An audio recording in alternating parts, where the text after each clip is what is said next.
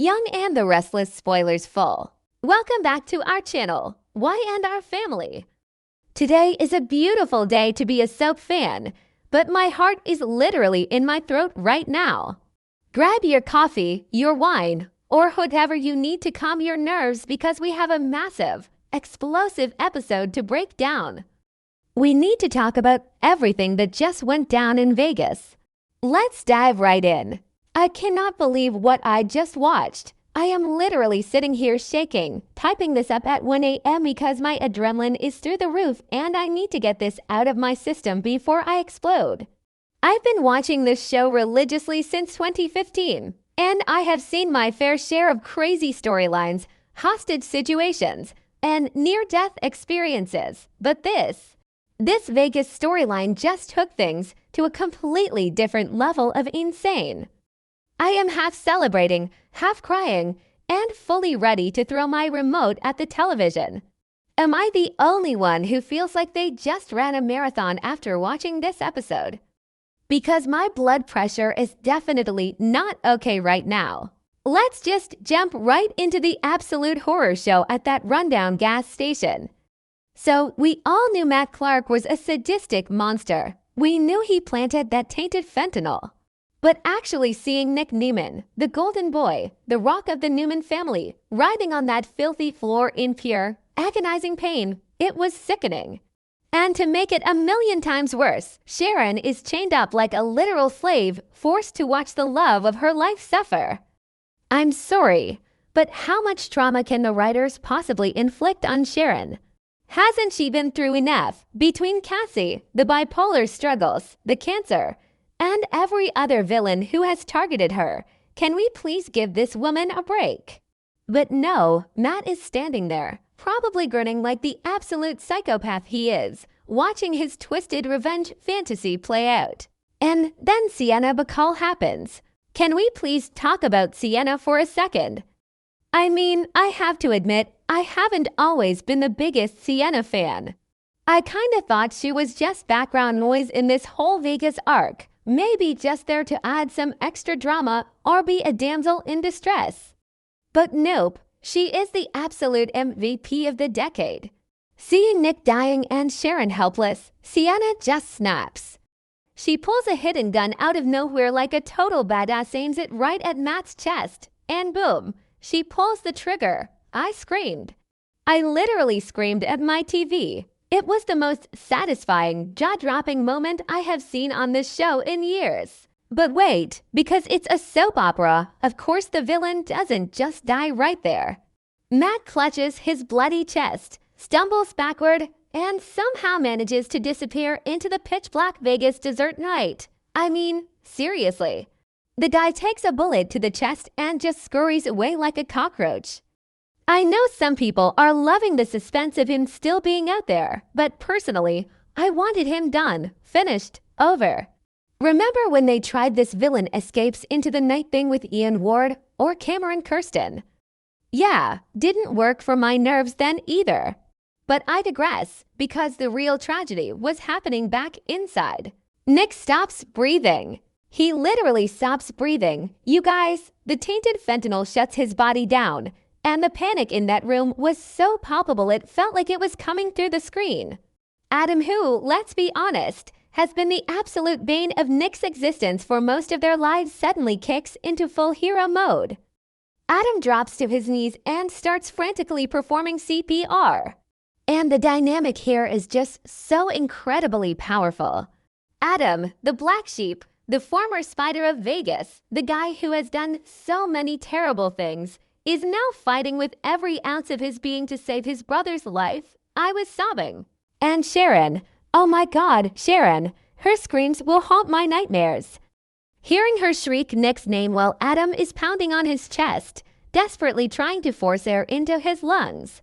It was devastating. Joshua Morrow, Mark Grossman, and Sharon Case deserve all the Emmys for this scene alone. The sheer desperation, the raw emotion. Because if Nick dies, a massive piece of the show dies with him. But thanks to Sienna's heroic distraction, they actually have the time and space to keep him alive just long enough to move him. Wait, I'm getting ahead of myself. because I completely forgot to mention the most Hollywood action movie part of the entire episode. Matt, bleeding out in the desert, is so furious that his plan was thwarted that he activates a bomb. Yes, a bomb. The entire gas station erupts into a massive sea of flames. The visual of that explosion lighting up the dark desert sky was incredible, but my heart stopped because I didn't know if Adam, Sharon, Nick, and Sienna made it out in time. The adrenaline rush of seeing them narrowly escape the blast wave while dragging Nick's lifeless body to safety, it was cinema, pure cinema. So they finally get Nick to the hospital. The tension in those waiting room scenes was suffocating. You have Adam pacing, covered in dirt and probably his brother's sweat, looking like a haunted man.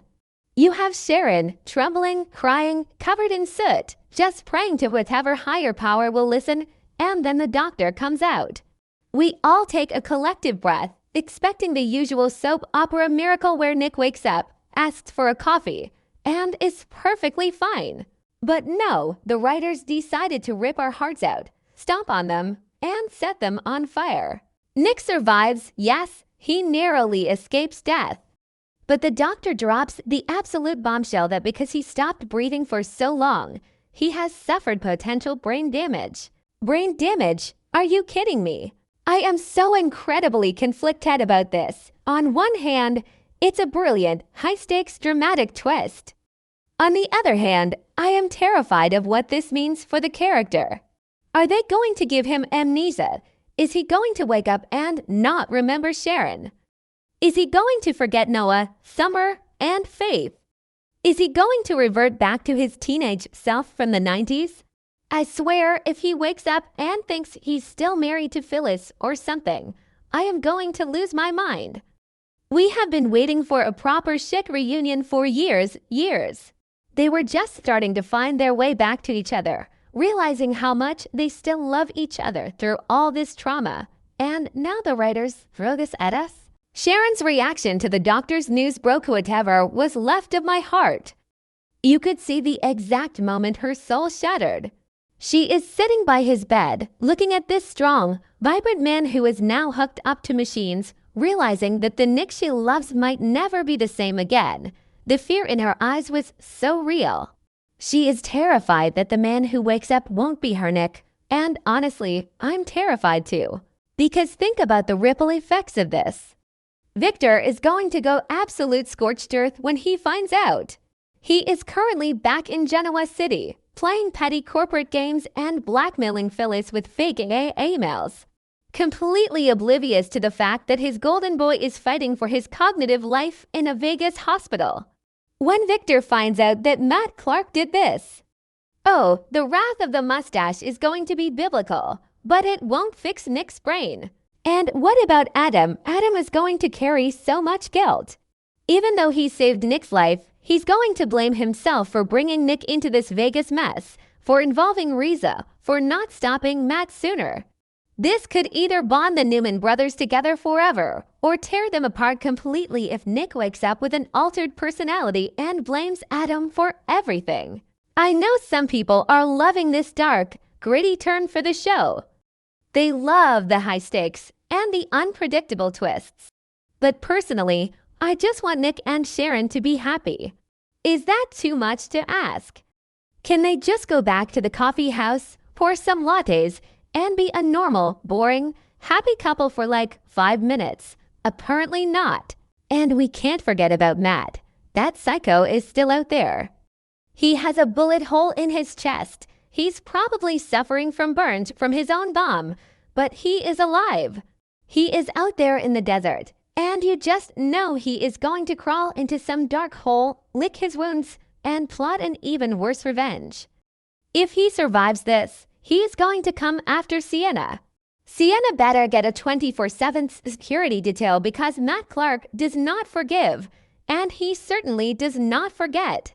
I am so emotionally drained. You guys, I'm gonna be thinking about Nick's diagnosis all week.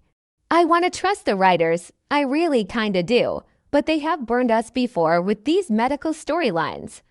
I just need Nick to open his eyes, look at Sharon, and say her name. That's all I'm asking for. If he looks at her with a blank stare, I am officially starting a riot.